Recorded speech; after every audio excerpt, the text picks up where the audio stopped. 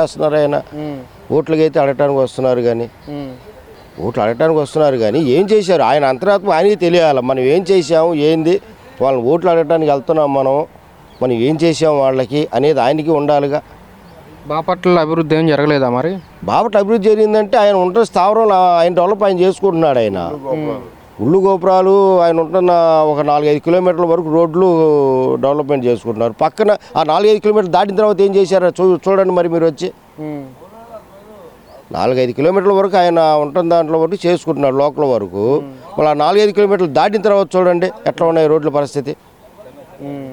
మరి పథకాల పరంగా అందుతున్నాయా? పథకాల పరంగా ఏం అందుతున్నాయి మాకైతే అందట్లేదు. మాది ఎస్టీ, మాకు ఎస్టీ కార్పొరేషన్లో బ్యాంకుల్లో లోన్లు ఉన్నాయంటున్నారు.